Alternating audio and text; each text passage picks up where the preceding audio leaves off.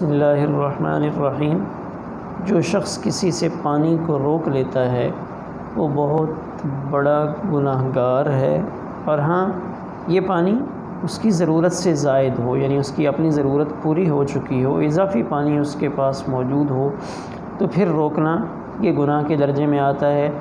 اور بخاری شریف میں روایت ہے کہ وہ شخص جو کسی سے پانی کو روک لیتا ہے، قیامت کے دن اللہ اس کو مخاطب بنائیں گے اور اللہ فرمائیں گے الیوم امنعک فضلی، کہ آج میں اپنا فضل تمہیں عطا نہیں کروں گا، اپنا فضل، اپنی خصوصی رحمت تمہیں نہیں دوں گا۔ کیوں؟ جیسے تو نے اس چیز کو روک لیا جس کو تیرے ہاتھوں نے نہیں بنایا تھا، یعنی پانی تو میرا تھا، پانی تو میں نے دیا تھا، یا تو نے اپنے ہاتھ سے بنایا ہوتا پھر بھی روکنا درست نہیں تھا، لیکن وہ پانی تو میری عطا تھی، اس کے باوجود تم نے وہ میرا پانی میرے بندوں سے روک لیا، تو اب آج قیامت کے دن میں اپنا فضل تمہیں عطا نہیں کروں گا۔ تو قیامت کے دن بڑا سخت معاملہ ہوگا۔ تو انسان ہے، اشرف المخلوقات ہے، جانوروں سے پانی روکنا اس کی بھی شریعت مطہرہ اجازت نہیں دیتی۔ جیسے حدیث پاک میں تذکرہ آتا ہے ایک عورت کا کہ ایک عورت کو جہنم میں ڈال دیا گیا۔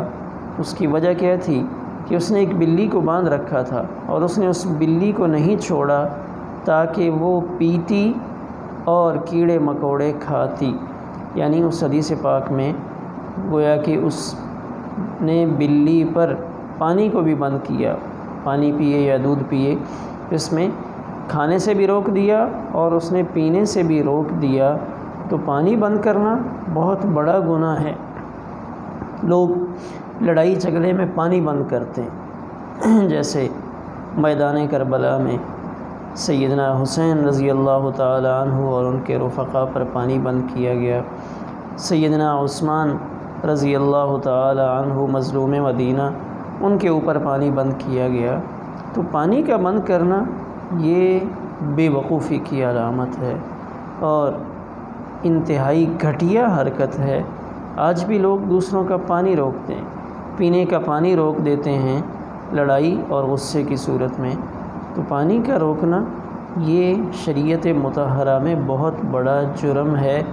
یعنی آپ سوچ لیں کہ جانور، ان کے اوپر روکنا جب اتنا بڑا گناہ ہے تو انسان جو اشرف المخلوقات ہے اس کے اوپر سے پانی روک لینا کتنا بڑا جرم ہوگا۔ پھر پانی کی مختلف قسمیں ہیں، کتابوں میں لکھی ہیں کہ ایک پانی تو وہ ہے جو بڑے دریا ہیں، اس میں سے ہر ایک پانی لے سکتا ہے، وہ کسی کی ملکیت نہیں ہوتا، اور اس میں سے لوگ اپنے پینے کے لیے بھی استعمال کر سکتے ہیں، جانوروں کو بھی پلا سکتے ہیں، اپنی کھیتیوں کو بھی سیراب کر سکتے ہیں۔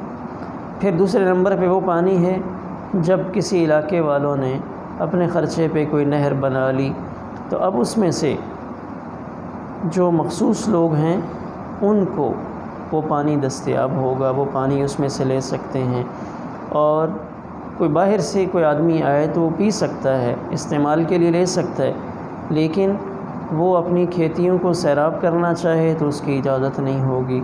یعنی یہ کسی نہ کسی درجے میں انسان کی ملکیت میں آ گیا جب کسی نے اس میں نہر کھدوا لی، کھالا بنا لیا۔ اور تیسری صورت وہ ہے کہ جب کوئی شخص پانی کو اپنے برتن میں بند کر لیتا ہے، کوئی اپنی کین بھر لیتا ہے، کوئی گھڑے میں بھر لیتا ہے، کوئی اپنی بوتل میں ڈال لیتا ہے، تب یہ پانی اس کی ملکیت میں آ گیا۔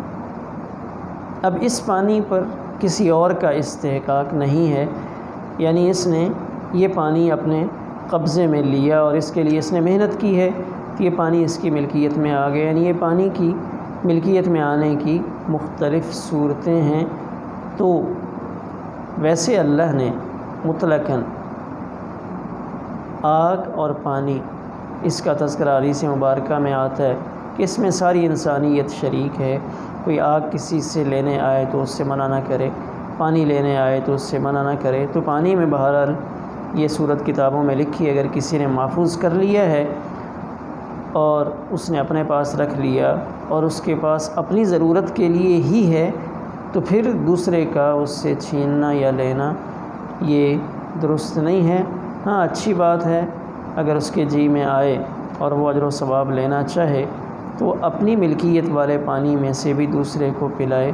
تو بہرحال پانی کا روکنا یہ ناپسندیدہ عمل ہے، اور پانی کا پلانا بہت بڑا باعث خیر عمل ہے۔